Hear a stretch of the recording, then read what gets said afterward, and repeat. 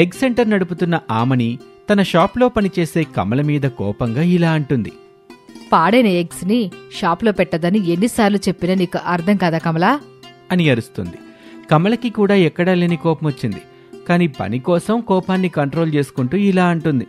నేను పాడేద్దామని తీసుకెళ్తుంటే అయ్యగోరే షాప్లోనే ఉండనివ్వమన్నారమ్మా. ఏంటి నువ్వు చెప్పేది? పాడైపోయిన ఎగ్స్ ని అయ్యగారే షాప్లోనే ఉండనివ్వమన్నారా? అవునమ్మగారు, కావాలంటే అయ్యగారికి ఫోన్ చేసి తెలుసుకోండి. మీరేమో పాడైన ఎగ్స్ ని పడేయమంటారు, అయ్యగారు వద్దంటారు. మీరు చెప్పింది చెయ్యాలా, అయ్యగారు చెప్పినట్టు వినాలా? చెప్పండి అమ్మగారు, నన్ను ఏడు చేయమంటారు? అయ్యగారి ఆలోచన ఏమిటో తెలియదు కదా కమల. పాడని ఎగ్స్ని పడేబాక్కు. రావడంతోనే గొడవ పెట్టేసుకుంటారు, ఏదో ఒక మాట నేస్తారు. రాత్రి పోయే వరకు మనసు చంపుకొని పని చేయాల్సి వస్తుంది. అది కూడా మీ వల్ల అమ్మగారు. సరేలేవే, నువ్వు మా కుటుంబంలో ఒక మనిషివి, అందుకని ఒక మాట అన్నాను, మనసులో పెట్టుకోకు, బుద్ధిగా పని చేసుకో. అట్టగా అమ్మగారు అని చెప్పి షాపులో చీపురు పట్టుకుని ఊడుస్తూ ఉంటుంది. ఇంతలో అనామిక ఆ షాపు దగ్గరికి వచ్చింది. ఏమన్నామిక, ఏం కావాలి? కొత్తగా అడుగుతావేంటామని, నేను నీ దగ్గరికి ఎందుకు వస్తానో తెలుసు కదా. పాడని ఎగ్స్ గొడవలో నువ్వు ఎగ్స్ కోసం వస్తావని మర్చిపోయినానేమిక. నీ ఎగ్ దోశ వ్యాపారం ఎలా సాగుతుంది? ఏం ఎగ్ దోశ వ్యాపారమో ఏమో ఆమని, ఎగ్స్ ధరలు పెరుగుతున్నాయని ఎగ్ దోశ ధర పెంచితే వామ్మో అంటూ కస్టమర్స్ అందరూ ఇంకో చోటికి వెళ్ళిపోతున్నారు. ఏం చేయమంటావు చెప్పామని.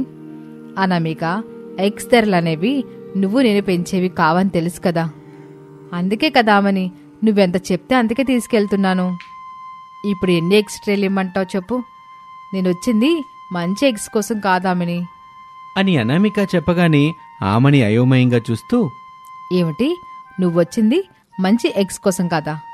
అవునామని, నేను పాడైపోయిన ఎగ్స్ కోసమని వచ్చాను, అవి నాకు కావాలి. అనామిక, నువ్వు బాగానే ఉన్నావు కదా, నీ ఆరోగ్యం అంతా బాగానే ఉంది కదా? నేను బాగానే ఉన్నానులే ఆమని, అన్నీ తెలిసే నేను పాడైపోయిన ఎగ్స్ని అడుగుతున్నాను. వాటిని నువ్వు, ఇప్పుడు నాకు వాటితో పనుంది.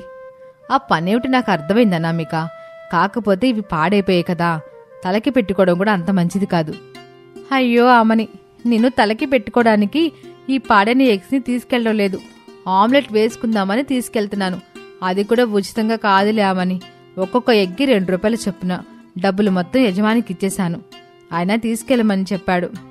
కమలా, ఆ పాడైపోయిన ఎగ్స్ ఉన్న 3 ట్రేలు తీసుకొచ్చి అనామికకిచ్చే అని చెప్పగానే కమల ఆ పాడైన ఎగ్స్ ఉన్న 3 ట్రేలను కట్టి అనామికకిచ్చింది.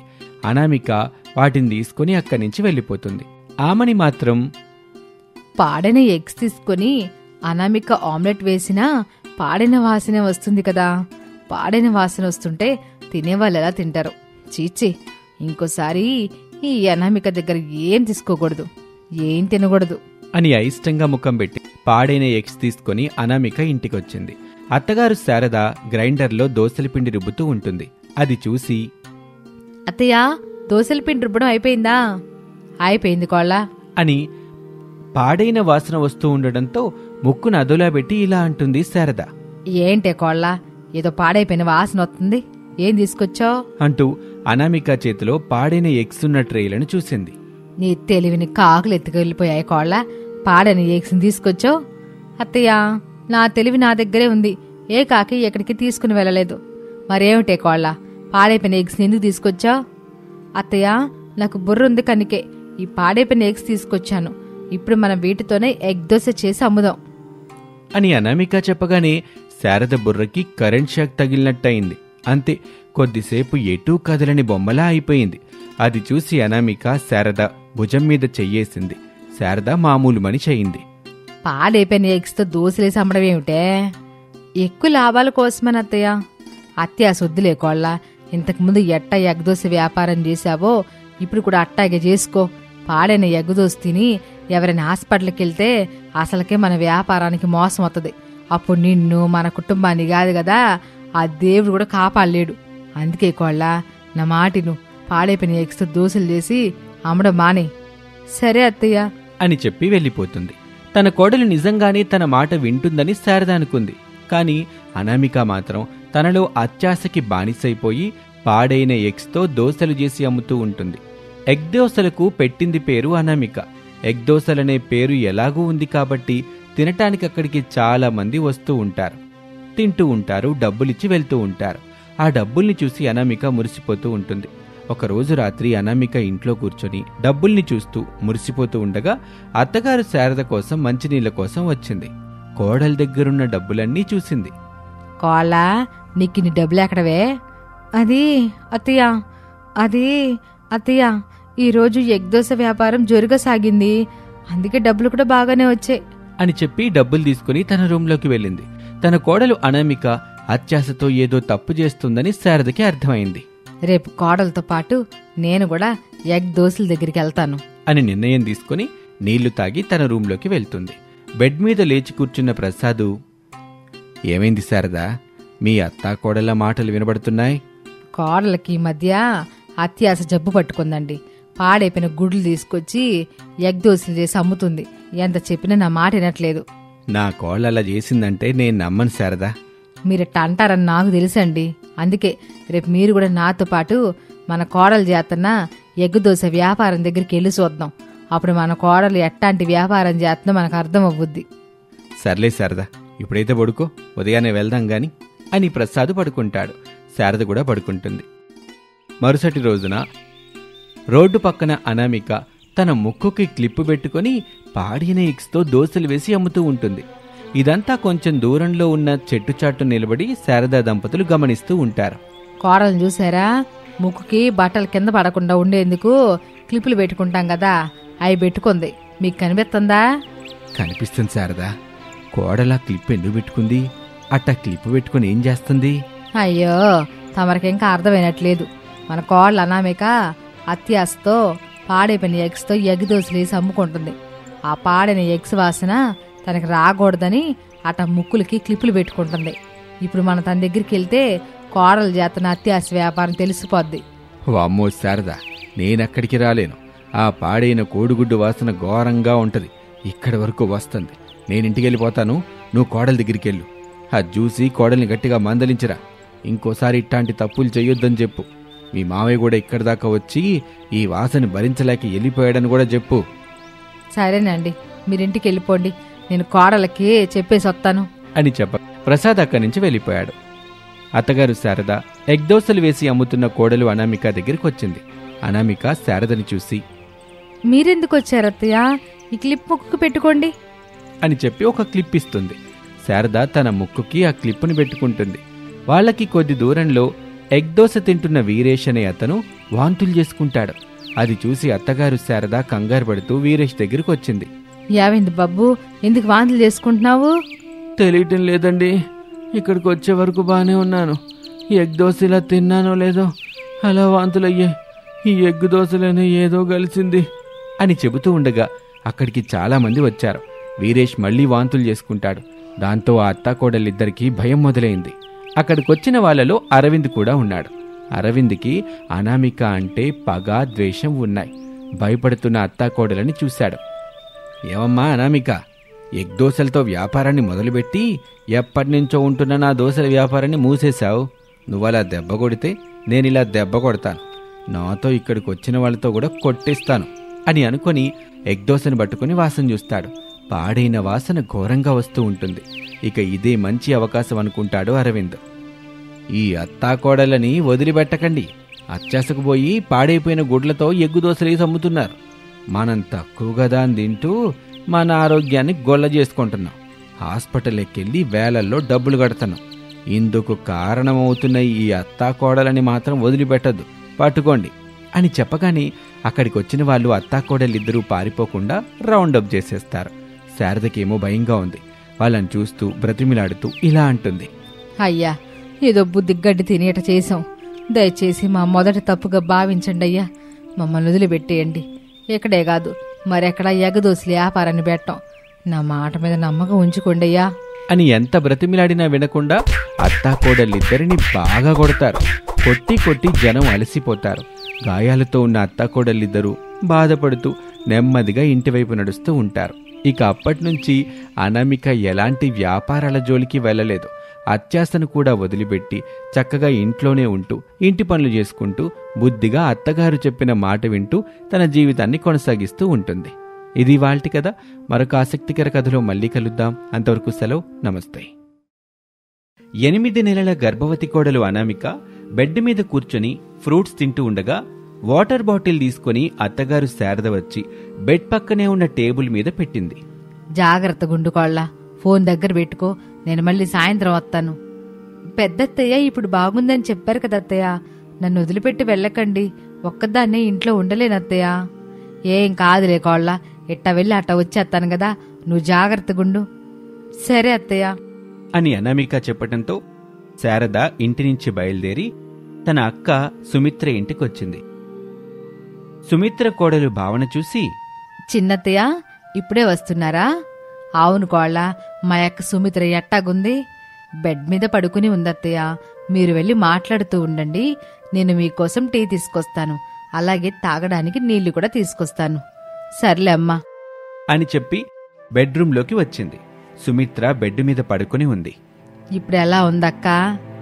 బానే ఉంది శారదా, ఇప్పుడేనా రావడం? అవునక్క, ఎప్పటి నుండో నేను చూద్దామని రావాలనుకుంటున్నాను గాని నా కోడలు అనామేక ఇప్పుడు ప్రెగ్నెంట్ కదా, తనను చూసుకుంటూ ఇంటి పని వంట పని చేసుకోవడంతో నాకు సరిపోతుందక్క. ఏంటి శారదా నువ్వు చెప్పేది? నీ పల్లెటూరు కోడల్ని కూర్చోబెట్టి నువ్వు పనులు చేస్తున్నావా? అత్త పదవికి కళంకం తీసుకొస్తున్నావే శారదా. అదేంటక్క అట్లా అంటావు?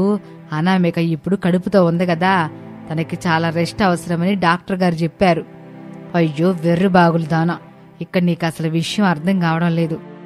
కోడలి తల్లిదండ్రులు డాక్టర్తో అత్త ఇబ్బంది పెడుతుందని చెప్పి విశ్రాంతం చెప్పిస్తున్నారు.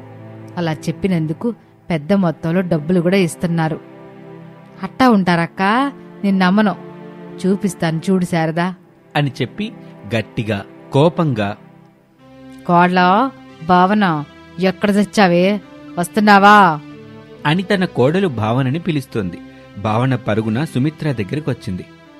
చెప్పండి అత్తయ్య. బుద్ధిగా మనం చెప్పిన పని చేసుకుంటూ మన కంట్రోల్లో ఉంటదని పల్లెటూరి కోడలను తెచ్చుకుంది శారద. ఈ విషయం నీకు కూడా తెలుసు కదా? తెలిసి లేక భావనతో ఎప్పుడు చూడు కోపంగా ఉండేదానివి, కోపంగానే మాట్లాడేదానివి, ఏ చిన్న తప్పు చేసినా అరిచేదానివి. పాపం భావన నిన్ను చూసి పెద్ద పులును చూసినట్టు భయపడి పారిపోయేది. ఇదంతా తను ప్రెగ్నెంట్ కాకముందు శారదా. ఎప్పుడైతే భావన తల్లి కాబోతుందని తెలిసిందో అప్పుడు నేను డాక్టర్ దగ్గరికి తీసుకెళ్లాను. ఊరు నుంచి తన తల్లి కూడా వచ్చింది. తల్లిని కాబోతున్నందుకు భావనలో సంతోషం కలగలేదు.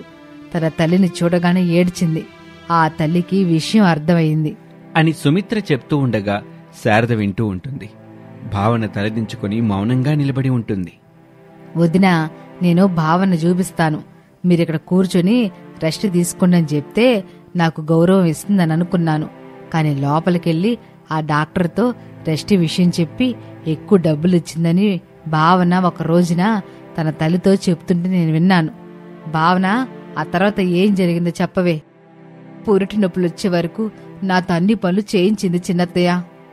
అందుకేనే కోళ్ళ, నువ్వది మనసులో పెట్టుకుని మా అక్క జారి పడేలా చేసావు. అయ్యో చిన్నత్తయ్య, నేనెందుకు అలా చేస్తాను చెప్పండి. పెద్దత్తయ్య నేను కడుపుతో ఉన్నప్పుడు అన్నీ చేయించి చాలా మంచి పని చేశారు. నేను పనిష్మెంట్ అనుకున్నాను, కానీ ఆ తర్వాత నార్మల్ డెలివరీ అవ్వడానికి ఎంత ఉపయోగపడిందో డాక్టర్ గారు చెప్తే కానీ నాకు అర్థం కాలేదు చిన్నత్తయ్య. అవును శారదా, నేను కాలు జారి పడ్డంలో కోడల పన్నాగమేమి లేదులే. ఎల్లు కోళ్ళ, ఇద్దరికి భోజనం పెట్టు. నాకు వద్దులే అక్క, ఇప్పుడు నీ ఆరోగ్యం బాగానే ఉందిగా, నేను వెళ్ళిపోతానులే. నీకు తెలుసు కదా, అనామిక కడుపుతో ఉంది, ఇంటి దగ్గర ఒక్కతే ఉంది. పిచ్చి శారద, ఇంటి దగ్గర కోడలు ఒక్కతే ఉంటుందని మనం అనుకుంటాం. మనం వెళ్లేసరికి కొడుకుంటాడు. కొడుకు కోడలు నవ్వుతూ సంతోషంగా ఉంటారు. అట్ట ఉంటే మంచిదే కదక్క. కొడుకు కోడలు సంతోషంగా ఉండాలనే కదా మనం కోరుకుంటాం. కొడుకు కోడలు చిలక గోరింకల్లా సంతోషంగా ఉంటే మనం కూడా సంతోషపడాలి గాని కోపం తెచ్చుకోవడం ఎందుకు? ఇప్పుడు నేనేం చెప్పినా నీకు అర్థం కాదులే శారదా, కొంచెం అన్నం తినేసి వెళ్ళు.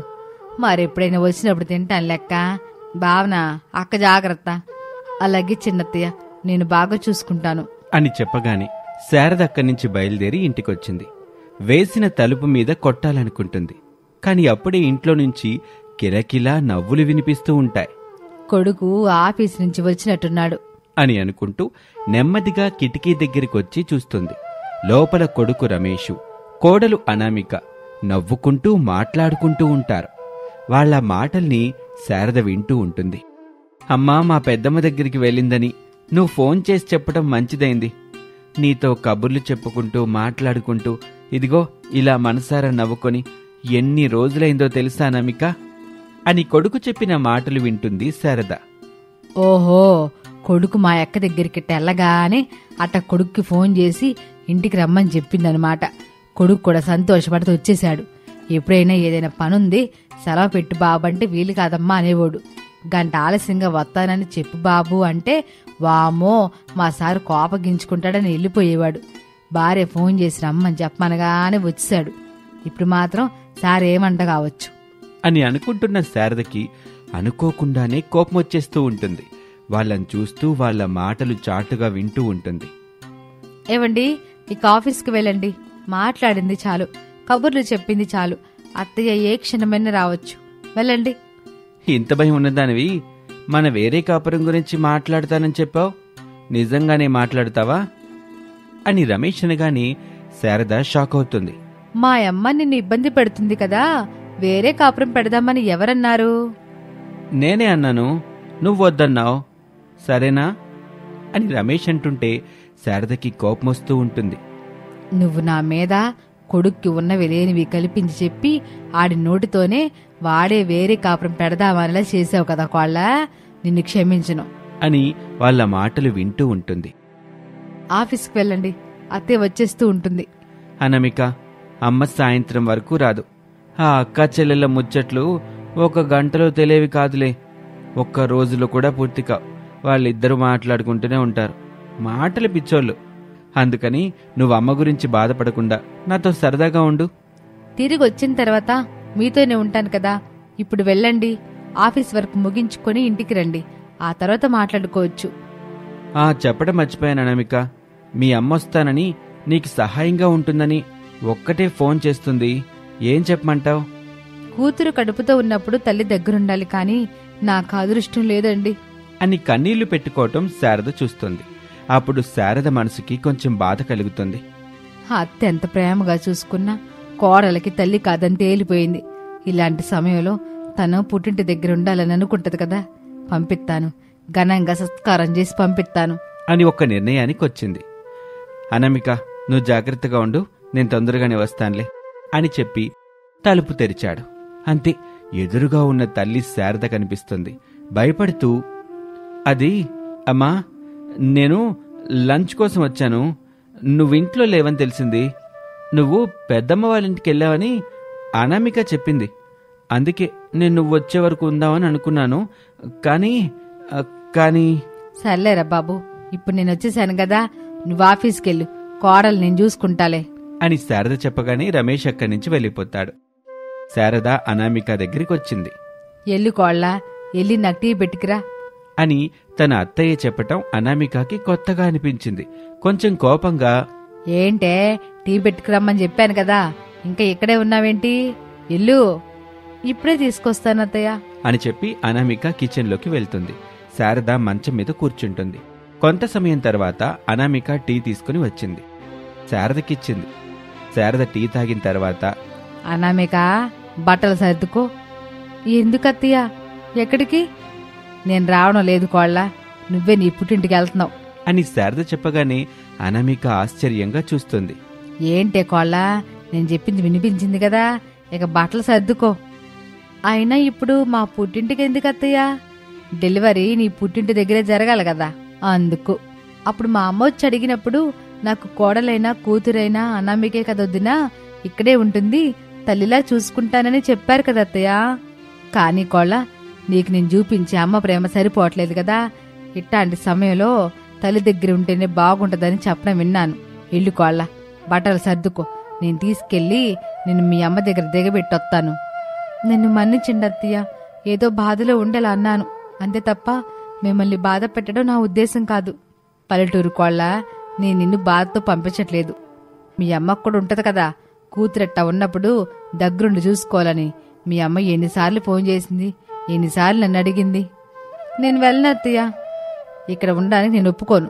వెళ్ళాలి, వెళ్ళి తీరాలి అని చెప్పగానే ఇక చేసేదేమీ లేక తన బట్టలు సర్దుకొని గర్భవతి అనామిక తన పుట్టింటికి బయలుదేరింది. కొన్ని రోజులకి పండంటి బిడ్డకు జన్మనిచ్చింది. అందరూ సంతోషపడ్డారు, గ్రాండ్గా సెలబ్రేషన్స్ చేసుకున్నారు.